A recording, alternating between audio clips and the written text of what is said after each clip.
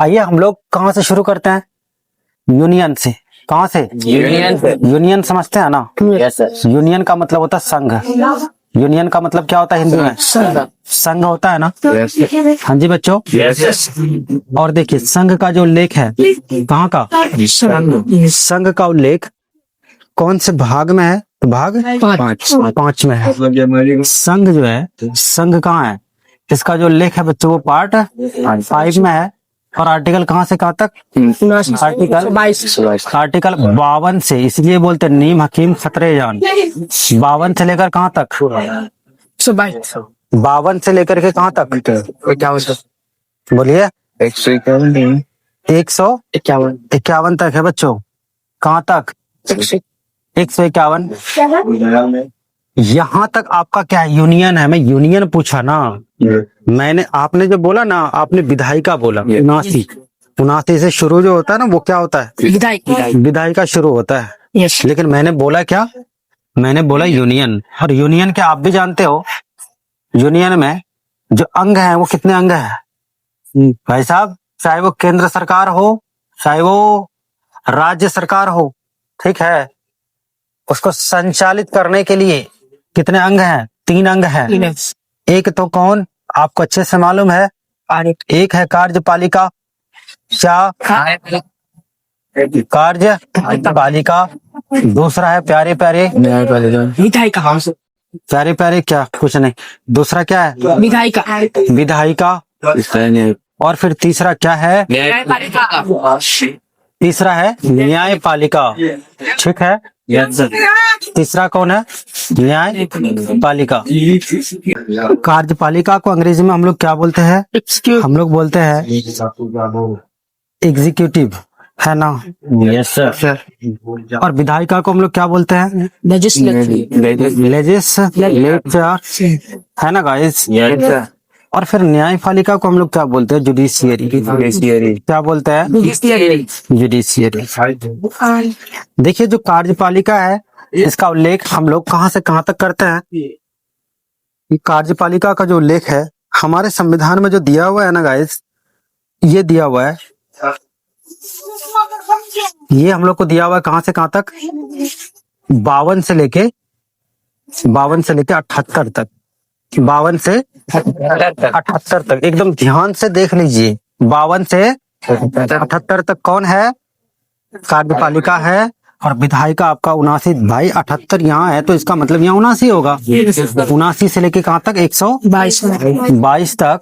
ठीक है। 123 भी आप ले सकते हो क्योंकि अध्यादेश जो जारी करने की शक्ति होती है वो 123 में होती है, तो वो यहाँ है, तो यहाँ से इधर भेज दिया जाए तो उनकी विधायी शक्ति होती है। कौन शक्ति होती है? तो विधायी शक्ति के अंतर्गत ले लो भाई साहब, ले लो, है ना? विरोध मत करना। और जुडिशियरी के अंतर्गत जो आता है ना, ये आता है 124 से लेके 151 तक। 124 से लेके 151। अच्छा ये जो मैं लिखा ये क्या है? ये आर्टिकल है। आर्टिकल ये क्या है बच्चों? आर्टिकल्स है ना? ये गाइस आर्टिकल्स है। बात समझ रहे हैं आप?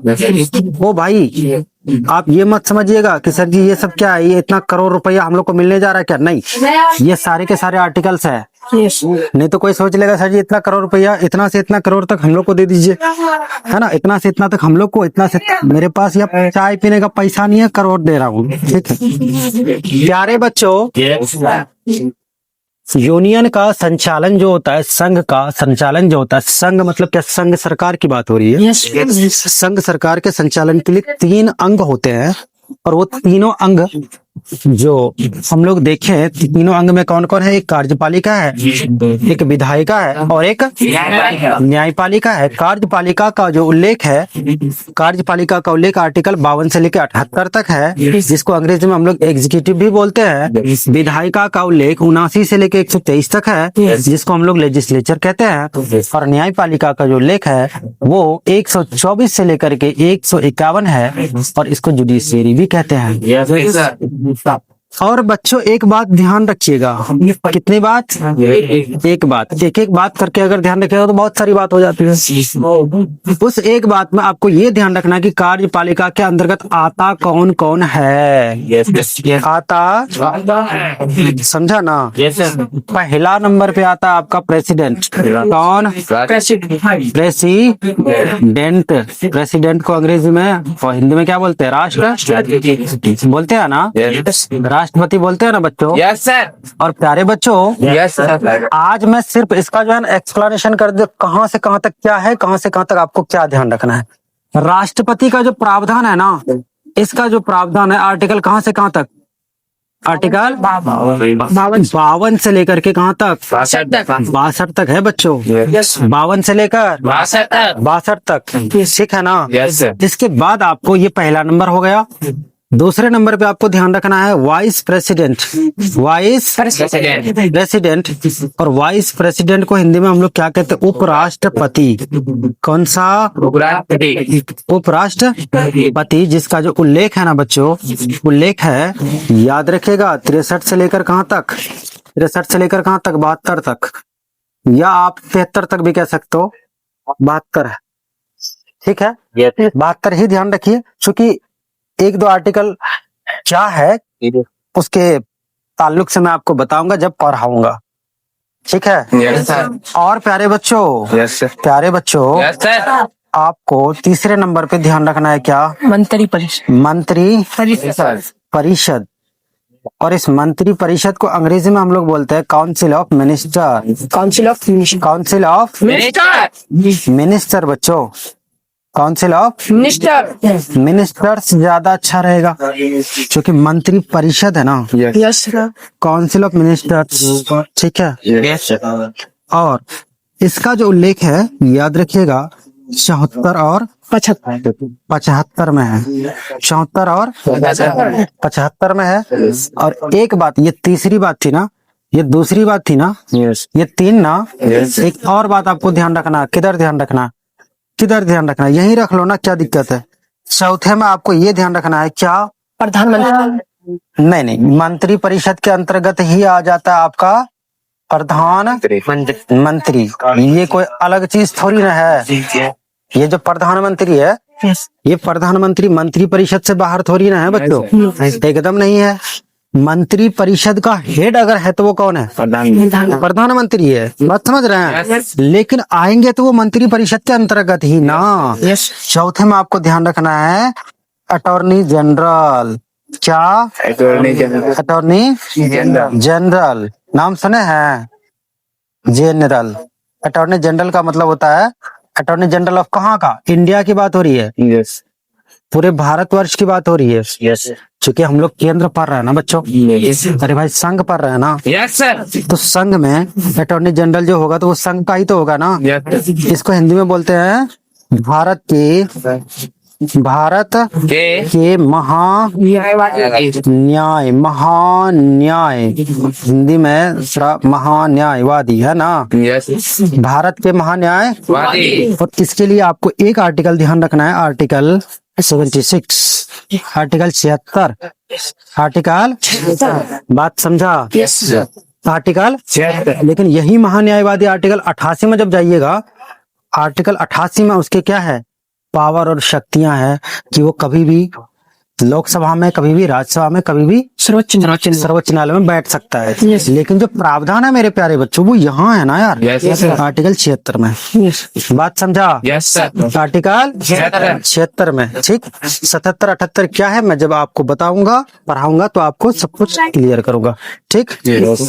अब आइए फिर से एक बार देख लें, इसको फिर से एक बार देख लें। हम लोग कार्यपालिका के अंतर्गत कौन कौन? राष्ट्रपति।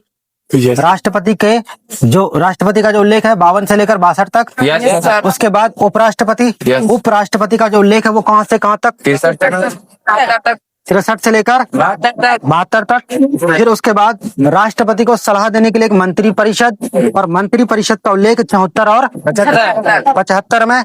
उसके बाद अटॉर्नी जनरल। अटॉर्नी जनरल का मतलब भारत के महान्यायवादी। वादी जिसका उल्लेख है आर्टिकल 76 में। इतनी बात क्लियर है ना? यस सर, आगे बढ़े। Yes sir. उसके बाद प्यारे बच्चों, विधायिका। क्या विधायक, विधायिका में आपको क्या ध्यान रखना है? विधायिका में आपको क्या ध्यान रखना है? सुनिए, विधायिका के अंतर्गत आपको दो चीजें ध्यान रखनी है। कितनी चीजें? दो चीजें। दो चीजें। जो विधायिका है हमारे देश में वो बाइकैमरल है। कैसा है? बाइकैमरल लेजिस्लेचर है, मतलब द्विसदनात्मक विधायिका है। और प्यारे बच्चों, इसमें हम लोग पढ़ेंगे लोकसभा, अंग्रेजी में लोकसभा, हिंदी में भी लोकसभा। यहाँ पे क्या बोलेंगे? राज्यसभा, अंग्रेजी में भी राज्यसभा। लेकिन चूंकि हम लोग इंग्लैंड से प्रेरित है ना भाई, इंग्लैंड में इसको बोला जाता है हाउस ऑफ कॉमन्स, लोकसभा को, यस, और इसको बोला जाता है हाउस ऑफ लॉर्ड्स। और वही चीज हम लोग यहाँ उठा के लेके चला आए हैं, House of Commons, House of Lords, जो कि है ही नहीं। हम लोग सीधी बात, हम लोग लोकसभा वाले हैं, राज्यसभा वाले हैं। बात समझा? Yes sir. अच्छा, लोकसभा का चुनाव हम जनता लोग करता है। कौन करता है? राज्यसभा का चुनाव हम जनता लोग के द्वारा चुना गया जो एमएलए है वो करते हैं। यस सर, बात बुझता है ना? Yes, sir. तो प्यारे बच्चों, यस सर। लोकसभा और राज्यसभा, यही दोनों के बारे में हम लोग को क्या करना है? आर्टिकल 79 से लेके 123 तक पढ़ना है। और बीच बीच में कौन आ जाएंगे? बीच बीच में राष्ट्रपति आ जाएंगे, क्योंकि इन दोनों के और राष्ट्रपति के मिलने से क्या बनते हैं? संसद बनते हैं। क्या बनते हैं? बात समझा? तो विधि निर्माण की जो प्रक्रिया है बिना राष्ट्रपति के संभव नहीं है। लेकिन विधायिका के लिस्ट में अगर देखा जाए तो बस ये दोनों आपको ध्यान रखना है, लोकसभा और राज्यसभा। बात बुझा? Yes sir. उसके बाद बच्चों, न्यायपालिका। आप भी जानते हो कि सुप्रीम कोर्ट का जो प्रावधान है वो आर्टिकल 124 से लेकर के 151 तक है। और भारत का सर्वोच्च न्यायिक अंग अगर है तो वो कौन है? Supreme court. आप उससे बाहर आप कहीं जा नहीं सकते हैं। सुप्रीम कोर्ट का फैसला ही क्या होगा? आखिरी फैसला होगा। ऐसा तो नहीं ना कि सुप्रीम कोर्ट फैसला दे दिया फिर तुम क्या कर रहे हो, है ना? पंचायत में आकर के खाप पंचायत बैठा करके क्या करो, उसको बरी कर रहा हो भाई, ऐसा थोड़ी होगा। नहीं होगा ना? क्योंकि आप भी जानते हो कि आजकल जो मुखिया होते हैं वो अपनी पावर्स को इतना इंटायर पावर समझते हैं। इंटायर समझते हो ना? पूरे ब्रह्मांड, इंटायर वर्ल्ड भी अगर हो तो कोई बात नहीं, पूरे इंटायर यूनिवर्स का पावर समझते हैं कि मैं नहीं तो कौन बे, अरे तू नहीं तो कौन बे, बाहर में जाओ। ठीक है बच्चों? Yes sir. बच्चों, यस सर, समझ में आई बात? Yes sir. क्या समझा? जितनी बात मैंने समझा दिया, समझ आई? यस सर, तो हम लोग शुरू करें कहाँ से? प्रेसिडेंट से। कहाँ से? प्रेसिडेंट से शुरू करें। यस बोलो। Yes sir. चाहिए बस उतना ही, ठीक है ना? राष्ट्रपति। ठीक है बच्चों? Yes sir. अंग्रेजी में क्या बोलते हैं? प्रेसिडेंट। अंग्रेजी में ज्यादा ध्यान रखिएगा क्योंकि आजकल अंग्रेजी ज्यादा चलता है। राष्ट्रपति या प्रेसिडेंट। और देखिए, जो भारत है ना, भारत, यस सर। बिजली परिवहन भारत में का या संघ सरकार को संचालित करने के लिए दो तरह के हेड होते हैं। यस, कितने तरह के? दो तरह के हेड होते हैं। ठीक है ना? मतलब जो हेड होंगे ना वो दो तरह के होंगे बच्चों। संचार, एक होंगे डिज्यूर हेड संचार और एक होंगे कौन? डिफेक्टो। एक होगा डिज्यूर और एक होगा डिज्यूर। हेड का मतलब होता है जो किसका हो? नाम का शासक हो, नाम का मुखिया, मुखिया या नाम का अध्यक्ष या नाम का शासक, जो मन करे बोल सकते हैं। अस्पताल, और एक होता, मैं डिज्यूर हेड बोल रहा हूँ, हेड। ठीक है? भारत में दो तरह के ये क्या हेड है? यस। दो तरह के हेड है। और हेड आप जानते हैं, हेड का मतलब क्या होता है? अध्यक्ष होता है। हेड का मतलब मुख्य होता है, मुख्य से ही मुखिया बनता है। ठीक है? और डिफेक्टो क्या? डिफेक्टो हेड की बात हो रही है गाइस। डिफेक्टो हेड, ये मतलब इसको बोलते हैं हम लोग वास्तविक प्रधान। कैसा प्रधान? वास्तविक प्रधान। प्यारे बच्चों, वास्तविक प्रधान और नाम का प्रधान का क्या मतलब है? देखिए, नाम का प्रधान का मतलब ये संविधान के तौर पर सबसे बड़े होंगे, यानी संवैधानिक, क्या संवैधानिक प्रमुख होंगे ये। ठीक है ना? ये क्या होंगे? संवैधानिक प्रमुख होंगे। और संवैधानिक प्रमुख का मतलब कॉन्स्टिट्यूशनल क्या? हेड। ठीक है गाइस, कॉन्स्टिट्यूशनल हेड। और देखिए अंग्रेजी ना आप सीखा करिए, अंग्रेजी आप सीखा करिए, क्योंकि अंग्रेजी बहुत जरूरी है। आने वाले 5 से 7 साल में ना मैं समझता हूँ कि आपको अंग्रेजी बहुत अच्छा आता है तो ज्यादा अच्छा होगा। ठीक है। और वास्तविक प्रधान का मतलब होता है बच्चों रियल, क्या? या फिर प्रैक्टिकल कह सकते हो आप। रियल या प्रैक्टिकल क्या? हेड। ठीक है, रियल या प्रैक्टिकल हेड मतलब क्या चीज के हिसाब से? तो बाय वर्क। क्या? By work. यहाँ तो बाय क्या? कॉन्स्टिट्यूशन मतलब कॉन्स्टिट्यूशनल हेड। यहाँ काम के हिसाब से, यानी ये जो कॉन्स्टिट्यूशनल हेड होंगे बच्चों तो वो कौन होंगे? तो वो प्रेसिडेंट होंगे। वो कौन होंगे? प्रेसिडेंट। और ये जो होंगे तो ये होंगे आपके प्राइम मिनिस्टर। Prime minister. ठीक है, हिंदी में इसको बोलते हैं प्रधानमंत्री और इसको बोलते हैं राष्ट्रपति। यानी भारतवर्ष में जितने सारे कार्यों का संचालन होगा वो किनके नाम पर होगा? वो होगा इनके नाम पर। किनके नाम पर? राष्ट्रपति के नाम पर। लेकिन इनके संचालन को अंजाम कौन देगा? संचालन करेगा कौन? वो करेंगे आपके प्रधानमंत्री। चाहे प्रधानमंत्री की कुर्सी पर जो बैठे, अभी प्रधानमंत्री की कुर्सी पर मोदी जी बैठे हैं, तो उनका संचालन मोदी जी कर रहे हैं। हर 5 साल में क्या होता है? ये प्रधानमंत्री चेंज होते रहता है। ठीक है, दोबारा रीइलेक्ट होके दोबारा वही आए अलग बात, लेकिन भाई टर्म तो पूरा हुआ ना, कार्यकाल पूरा हुआ ना। तो याद रखिएगा, संवैधानिक प्रमुख कौन? राष्ट्रपति। और वास्तविक प्रमुख कौन? आपके प्रधानमंत्री। क्लियर है बात? अब हम लोग को जो स्टार्ट करना है, हम लोग को जो पढ़ना है, वो कहाँ से पढ़ना है? राष्ट्रपति को लेकर के आगे बढ़ना है। ठीक है प्यारे बच्चों, मैंने आपको अभी बताया, अभी समझाया, अभी लिखाया, अभी दिखाया क्या कि इसके जो आर्टिकल्स हैं वो क्या है। आर्टिकल 52 से लेकर 62 तक आपको एकदम अच्छे से एक ही बार पढ़ करके खत्म करना है। ठीक है गाइस, देखिए आर्टिकल 52 है। आर्टिकल 52 है ना। आर्टिकल 52 बस इतना कहता है, there shall be a president of India. There shall be, will भी नहीं, देयर शैल बी का मतलब निश्चित तौर पर भारत का एक राष्ट्रपति होगा। निश्चित तौर पर भारत का एक राष्ट्रपति होगा। भारत का एक क्या होगा? भारत का एक राष्ट्रपति होगा बच्चों। और जो भारत का राष्ट्रपति होगा ना, ये बात कौन से आर्टिकल में है? तो आर्टिकल 52 में। आर्टिकल 52 क्या कहता है कि भारत का एक राष्ट्रपति होगा। ठीक है, भारत का एक राष्ट्रपति होगा। ये कौन से आर्टिकल में दिया हुआ है? आर्टिकल 52। आर्टिकल 52 क्या कहता है? भारत राष्ट्रपति होगा। और सुनिए अगले आर्टिकल, आर्टिकल 53 की बात अगर करें तो आर्टिकल 53 में क्या कहता है? आर्टिकल 53 में क्या कहता है बताओ बच्चों? वो जो है ना संवैधानिक प्रमुख होगा, जो कि मैंने आपको भी बताया। वो क्या होंगे? कॉन्स्टिट्यूशनल हेड होंगे, है ना। और जो कार्यपालिका की शक्तियां है ना, कार्यपालिका की सभी तरह की जो शक्ति है ना, राष्ट्रपति में ही निहित होंगी। किसमें? राष्ट्रपति में क्या होंगी? निहित होंगी। कौन सी शक्तियां? कार्यपालिका की जो शक्ति है, कार्यपालिका की जो शक्तियां है ना, वो कहाँ निहित होंगी? राष्ट्रपति में निहित होंगी। बात समझा? यानी बिना राष्ट्रपति महोदय के, बिना राष्ट्रपति कार्यपालिका क्या है? एकदम जीरो है, एकदम जीरो। बात समझ में आई? और प्यारे बच्चों, इसी आर्टिकल में आपको ये ध्यान रखना है कि वो तीनों सेनाओं के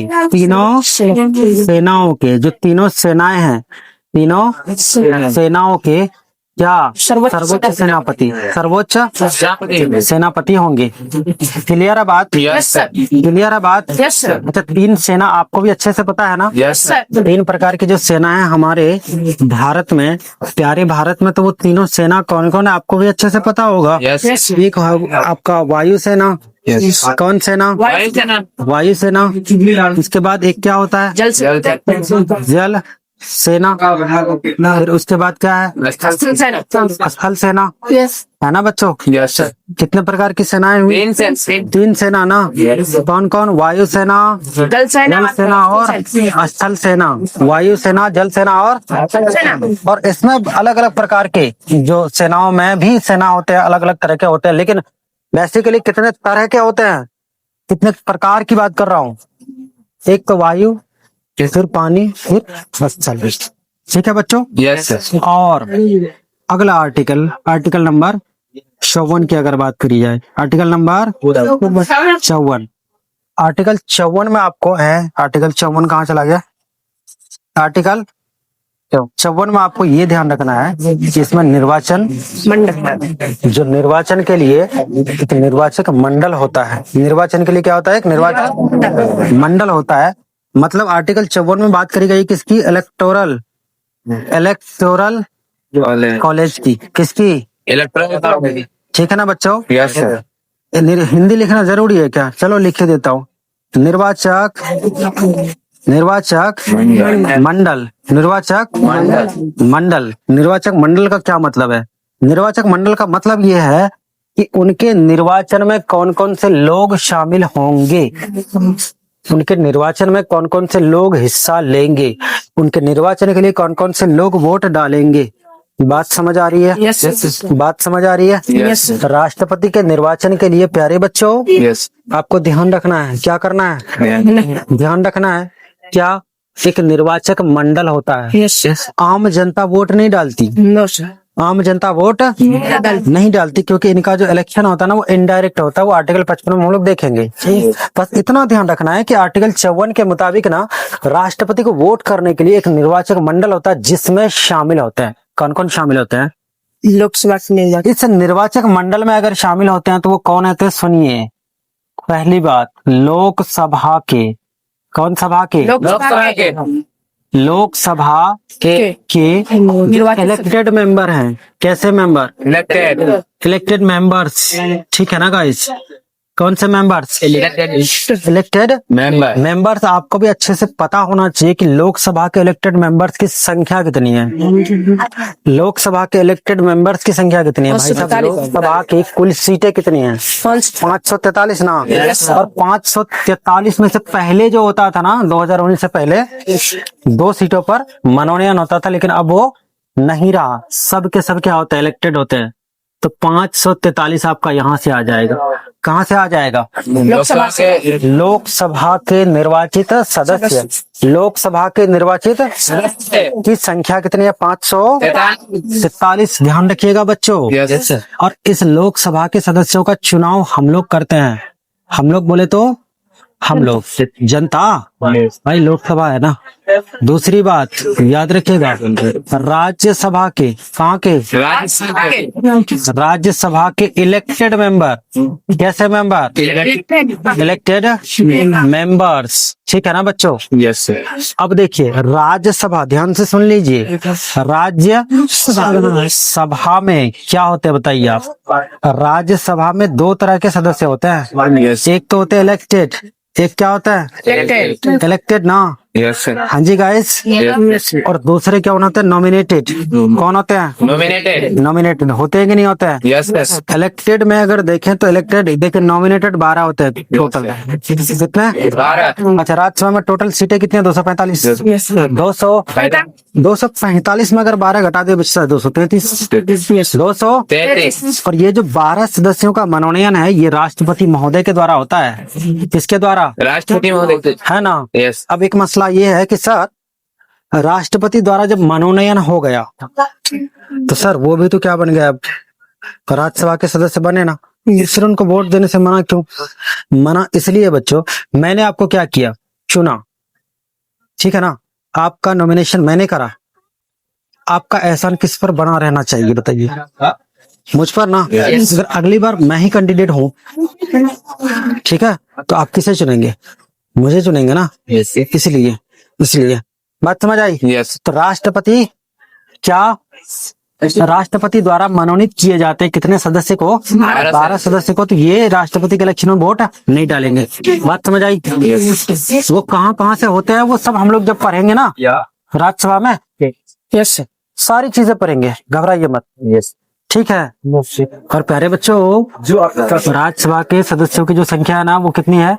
233 है तो 245, लेकिन Elected 233. इलेक्टेड की बात हो रही है ना। Yes. इलेक्टेड कितने हैं? 233. 233 है। और तीसरी बात, कौन सी बात?